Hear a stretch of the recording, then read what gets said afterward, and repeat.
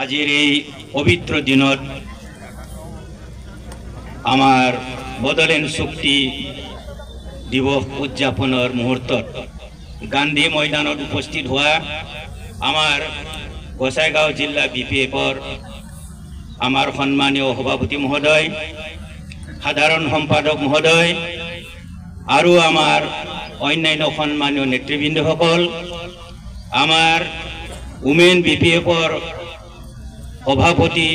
তথা সম্পাদিকা মহোদয়াসকল, আমাৰ ইউথ বিপিএফ বিএছইউ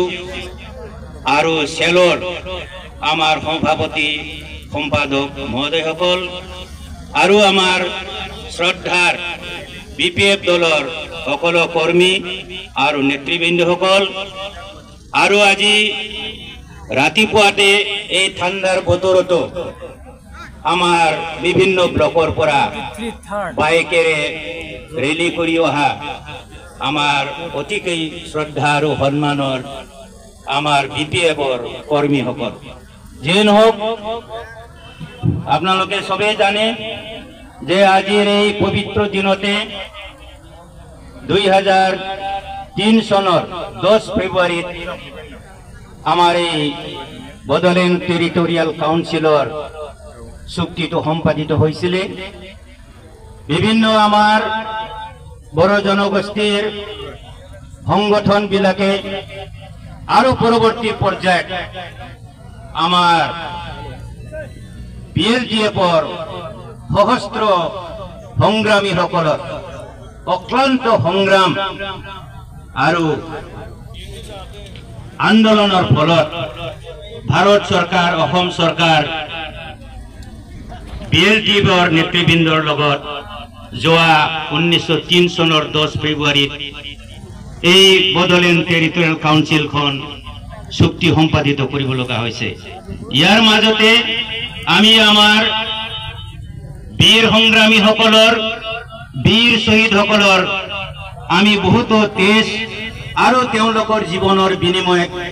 এই চুক্তিখন সম্পাদিত হৈছে। গতিকে আমি আমাৰ এই সংগ্ৰামী শ্বহীদসকলক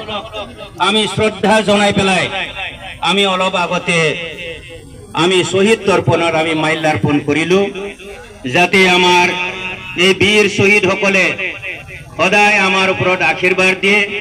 তেওঁলোকৰ আত্মাৰ সদ্গতি হয়। যিয়ে নহওক আমাৰ এই বিটিচি বদলেণ্ড টেৰিটৰিয়েল কাউন্সিল চুক্তিখন সম্পাদিত হোৱাৰ লগে লগে হাগ্ৰামা মহিলাৰ নেতৃত্বত আমাৰ বিপিএফ দলৰ আমাৰ বিভিন্ন নেতাৰ নেতৃত্বত আমি সমগ্ৰ বিটিচি এলেকাত আমি যি ধৰণৰ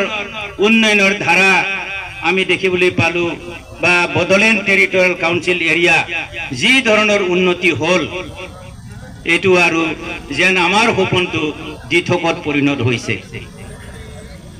যে এই চুক্তিখন আমাৰ এই সংগ্ৰামী নেতৃবৃন্দসকল আৰু আমাৰ বদলেণ্ড টেৰিটৰিয়েল কাউন্সিলৰ আমাৰ সমগ্ৰ জাতি জনগোষ্ঠীসকলৰ বিপুল সমৰ্থনৰ ফলত, তেওঁলোকৰ নিষ্ঠা সমৰ্থনৰ ফলত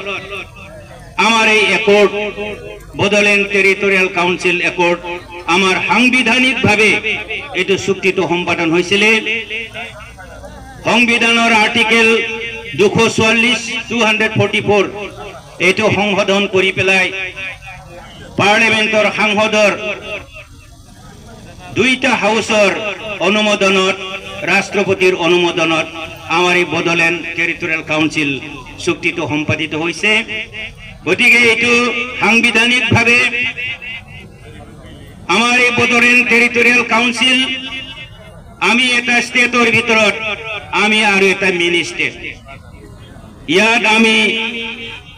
বদলেণ্ড টেৰিটৰিয়েল কাউন্সিলখন উন্নয়ন কৰাৰ কাৰণে যিখিনি আমি ক্ষমতা পাব লাগে, এই সম্পূৰ্ণ ক্ষমতা এই কাউন্সিলৰ ওপৰত ন্যস্ত কৰা হৈছিল। কিন্তু ৰাইজসকল, দুখৰ বিষয়, যোৱা 2020 চনৰ 27 ফেব্ৰুৱাৰীত এপচুসকলে এনডিএফবি সকলৰ যেটো শান্তি চুক্তি এনডিএফবি সকলৰ এই শান্তি চুক্তিৰ লগতে এফচি বিলাকে সামিল হৈ তেখেতসকলে প্ৰমোদ বড়োৰ নেতৃত্বত বিটিআৰ বুলি আৰু একটা চুক্তি সম্পাদন কৰিলে যেটো চুক্তিটো কোনো সাংবিধানিক নহয় ইয়াত আৰ্টিকেল 244 244 অনুচ্ছেদৰ ইয়াত কোনো অনুমোদন নাই সংসদৰ দুইটা হাউসৰে ইয়াত অনুমোদন নাই ৰাষ্ট্ৰপতিৰ ইয়াত কোনো অনুমোদন নাই গতিকে এই চুক্তিটো সম্পূৰ্ণৰূপে অসাংবিধানিক কিন্তু আজি প্ৰমোদ বড়োৰ নেতৃত্বত এওঁৰ অৱহেলাত আমাৰ যেটো প্ৰাপ্তি হোৱা বডোলেণ্ড টেৰিটৰিয়েল কাউন্সিলৰ নামত প্ৰাপ্তি হোৱা আমাৰ সকলো ক্ষমতাখিনি আজি এই বিটিআৰ চুক্তি কৰাৰ পিছতে অসম চৰকাৰক এটো ট্ৰান্সফাৰ কৰা হৈছে ইয়াতে আমাৰ বডোলেণ্ড টেৰিটৰিয়েল কাউন্সিলত সংবিধান মতে এটো এটা ৰাজ্যৰ নিচিনাই ক্ষমতা আৰু এই ক্ষমতাত ইয়াত কোনো গভৰ্ণৰ ৰাজ্যপাল ৰাষ্ট্ৰপতি বা কোনো সৰকাৰে এই বডোলেণ্ড টেৰিটৰিয়াল কাউন্সিলৰ ক্ষমতাৰ ওপৰত হস্তক্ষেপ কৰাৰ কাৰো অধিকাৰ নাই কিন্তু বিটিআৰ চুক্তিত তেখেতসকলে এইটোতো আসলতে এটা বুজাবুজিৰ হে চুক্তি সেই চুক্তিত পুনৰবাৰ আকৌ বডোলেণ্ড টেৰিটৰিয়াল কাউন্সিলৰ যিখিনি হা সম্পত্তি আমাৰ ভূমি সম্পত্তি আমাৰ বিভিন্ন ধৰণৰ উন্নয়নমূলক যেটো বিভাগ হেইটোৰ ওপৰত হস্তক্ষেপ কৰাৰ কাৰণে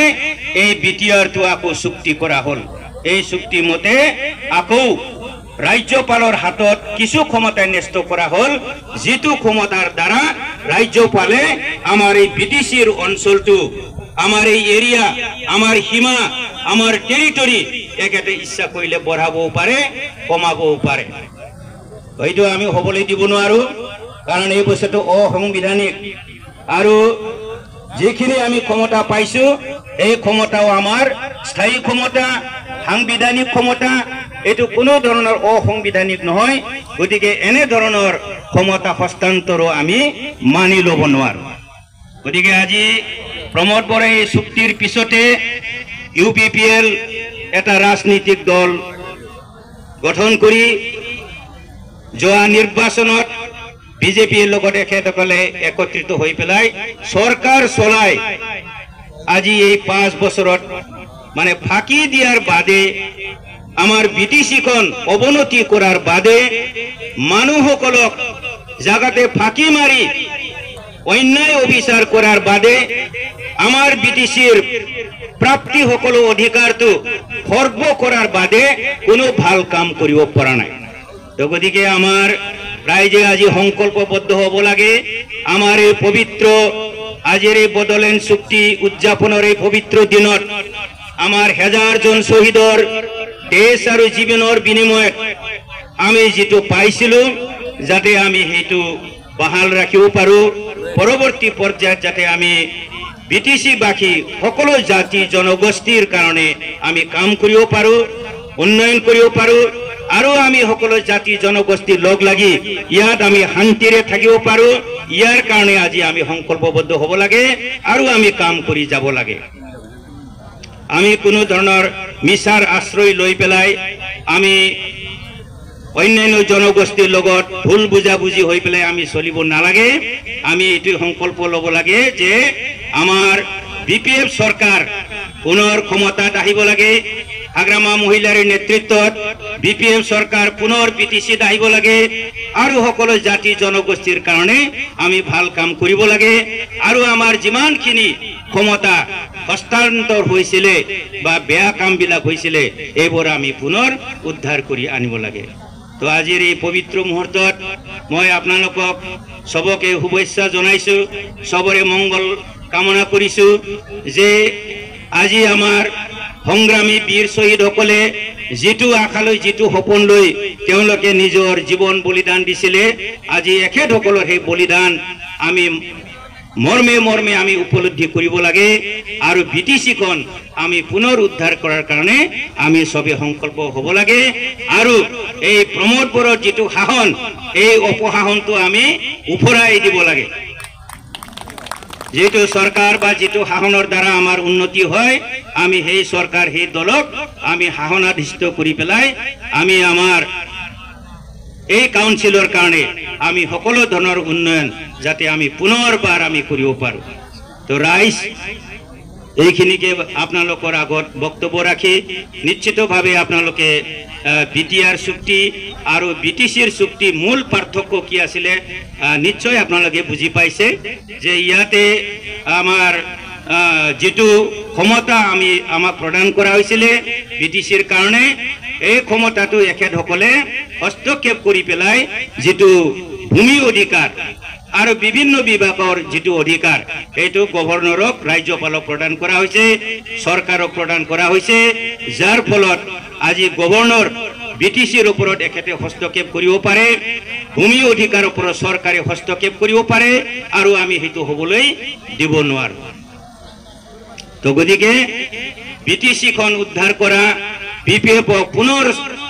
আমি ক্ষমতাত বহুৱাই দিয়া এই সকলোবোৰ দায়িত্ব আমাৰ সবৰে আছে আৰু সবে আমাৰ নিষ্ঠা কৰ্মী সকলে আপোনালোকে মনোযোগ দি কাম কৰি যাব বুলি আশা ৰাখিছো। আৰু আমাৰ নিৰ্বাচনৰ দিনত আমাৰ কিছু নেতা কৰ্মী সকলে নিৰ্বাচনৰ সময়ত দল হলোৱাটো স্বাভাৱিক বস্তু আমাৰ দলৰ পৰা যাব তেনেকে কিছু নেতা বা কৰ্মী সকল আকৌ বেলেগ দলৰ পৰা কিছু নেতা বা কৰ্মী সকল আমাৰ দলত আহিব এটো চলিয়ে থাকিব। ইয়াৰ কাৰণে আপোনালোকে কোনো ধৰণৰ চিন্তা কৰিবলগীয়া বা ভাবিবলগীয়া একো নাই। আৰু বৰ্তমানৰ এই পৰিস্থিতিত আমাৰ সমগ্ৰ বিটিসি বাকী ৰাইজসকল আমাৰ বিপিএফ দলৰ লগতে আছে আৰু আগন্তুক 2025 নিৰ্বাচনত আমি বিপিএফ দলে জয়ী হৈ পেলাই সৰকাৰ বনোৱাটো একেবাৰে নিশ্চিত 100% খাটাং। তো এইখিনিকে বক্তব্য আপোনালোকৰ আগত ৰাখি পৰৱৰ্তী সময়ত আপোনালোকৰ পৰা বহুত ভাল কাম কামনা কৰি আশা কৰি মোৰ বক্তব্য ইমানতে সামৰণি মাৰিছো। ধন্যবাদ। BPF long live, BPF long live, BPF long live, Hagrama Moilari long live, Hagrama Moilari long live, Hagrama Moilari long live, Jai BTCini, Jai BTCini, Jai BTCini। बहुत धन्यवाद। গছগাঁও জিলা কমিটি BPF দলৰ পৰা অশেষ ধন্যবাদ জনাইছো। আজিৰ আমাৰ এই কাৰ্যসূচীখন সাফল্যমণ্ডিত কৰাৰ বাবে